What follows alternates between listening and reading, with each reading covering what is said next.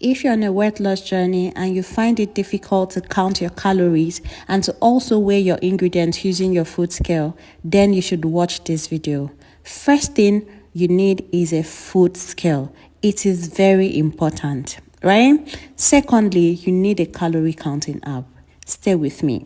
Now, when you place an empty plate on a food scale to weigh your ingredients, your food scale is going to show you the weight of the plate. What do? You press the tear function to erase the weight of the plate. That way, when you add any ingredient into the plate, it doesn't weigh with the plate, the weight of the plate as well. Let's say, for example, these almond seeds. You can see that the scale is only weighing the almond seeds and not the almond seeds with the plate, right? That is because I had already erased the weight of the plate using the tear button. Right, so here we have 30 grams of almond seeds, which we're going to use to prepare the parfait in this video. Next, we're going to weigh this apple. You see that the middle, this part is not edible, so I'm going to carve it out before I weigh the apple. That way, it doesn't also count as the weight of this apple. All right, whenever you want to weigh something on your scale directly without putting it in a plate and there is an existing number, please ensure that you press the tear function to erase that number before you place your ingredient. Here we have 56 grams of apple. I'm going to write it down in order not to forget. But I've logged it in immediately, but the calorie counting app is in the phone that I was using to film. So I chopped the apple and the almond seeds nicely and set it aside. Next, we're going to weigh the Greek yogurt that I'll be using for this recipe. I place an empty plate on the scale, it shows me the weight of the plate, and I press the tear button to erase the weight of the plate. Here we have 200 grams of unsweetened Greek yogurt. Now that we know the quantity of ingredients that we're using to make this parfait, I'm going to go ahead and add everything, mix properly and transfer it to the freezer to chill till when I'm ready to have it. But this is just for the first part of this video. Now that we know the quantity of ingredients that we use for this parfait, next we're going to log in all the ingredients on the calorie counting app. Yazoo is an intermittent fasting app that also allows you to count your calorie. You can use any calorie counting app of your choice. Now, since I want to have that parfait for snack, I clicked on snack and proceeded to log in my ingredients manually. So here I'm typing Mitch and K Greek yogurt. It will show me. I'll choose and enter the quantity, the grams of Mitch and K that I measured using my food scale. I measured 200 grams. Depending, you can do 100 if that's what you measured on your food scale. So since I measured 200 grams of unsweetened yogurt, I'm going to type 200 grams in. Next, I'll search for almond. Now, I'm picking roasted because the almond seed I used was roasted almond. 30 grams of that was what we weighed on the food scale, right? I'll go back and type apple. We weighed 56 grams of apple and I'm just going to enter 56, right? So I'll add everything and click on done. Once I log in all the ingredients for that parfait and click on done, the app now is going to calculate the calories and nutritional facts concerning that parfait for me. I don't have to do the job. The app will do that job for me, right? So like I said, you can use Yazoo or any other calorie counting app of your choice. Now we're going to proceed. I break my fast by 4 p.m. and the first thing I always do is to drink my soaked chia seed. So I'm also going to log that in on the app so you can see. To log in the chia seed, I'll tap on launch and then I'll tap on add more. Then I'll go to search for chia seeds, right? I'll click on it, then I'll enter the quantity of chia seeds that I'll be soaking. I'm doing 20 grams of chia seeds. I'll add that and click done.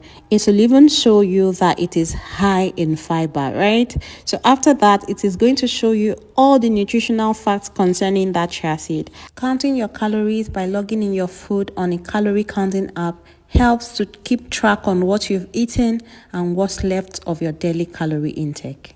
I hope this was helpful for you. Feel free to ask me any question in the comments. Thanks for watching. Bye friends.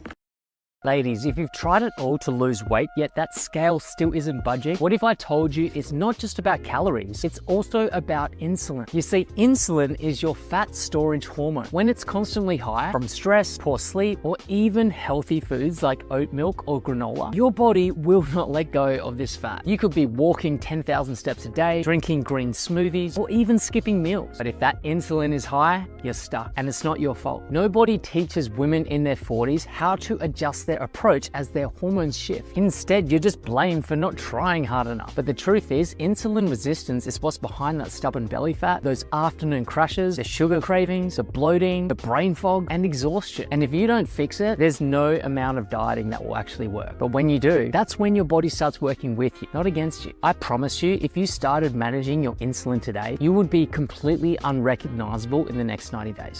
Here's everything I'm eating to break my intermittent fasting today. I'm currently on 18 hours fast, 6 hours eating window. My fasting starts by 10 p.m. and ends by 4 p.m. By 4 p.m. I had this soaked chia seed, and here's the ingredients list for it so you can take a screenshot. By 5:30, I had goat meat and yam pepper soup. This was so good. It's the second time I'm making this in a week and I love it so much. For the ingredients list, there was no scent leaf and habanero pepper on the app, so I had to calculate that myself. I'll be having this bowl of salad when I'm back from my outdoor evening walk. So this salad has roasted almond seeds, sweet corn, green peas, boiled egg white, carrots, cabbage, cucumber, and for the dressing I always use sweetened Greek yogurt. I mixed everything nicely, wrapped nicely, and transferred to the refrigerator to chill till I'm back from my evening walk. I recently posted this recipe on the page, so do well to check it out. And here's the ingredients list for the salad. Thanks so much for watching. Bye friends.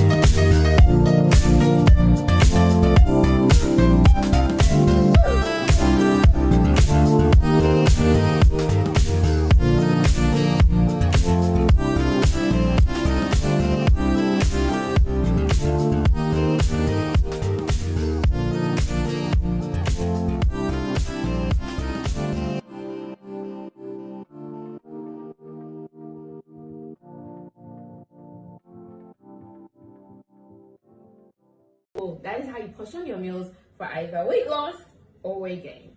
Like I always say, it's not about the food. If you are gaining weight, it's because you are either eating too much of a certain food or you're not cooking it right.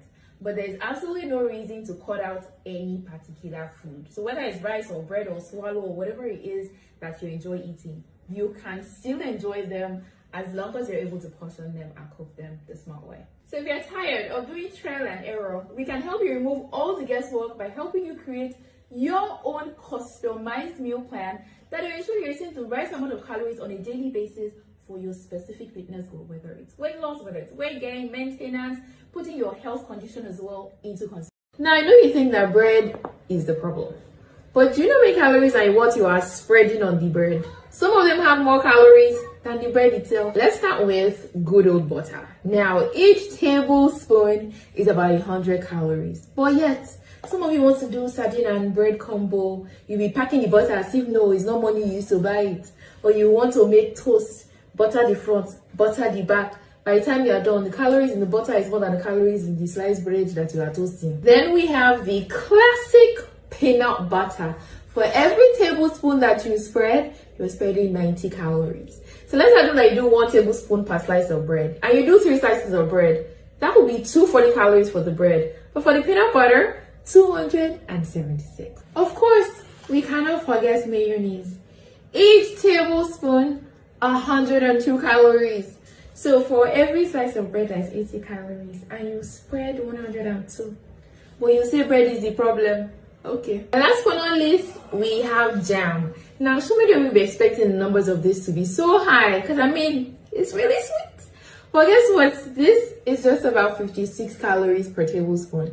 Still relatively high, but not as high as the ones we just talked about before. Now, I'm definitely not disagreeing with the fact that you do have to watch your portions of the bread, but you also have to watch your portions of the other things that you're eating with it, because if not, they might be the very things that are making you over-consume calories when you keep blaming bread. Now, none of these foods are taboos. None of them are unhealthy. But how you consume them, in what quantity, how you combine them, is what will determine whether they will harm your health or help you improve your health. It will determine whether you will gain weight or you will lose weight. So if you're tired of doing guesswork and wondering how to go about balancing it all, simply DM or comment the word plan so we can help you create your customized meal plan to give you all the specifics, all the details, so you can stop wondering what to do.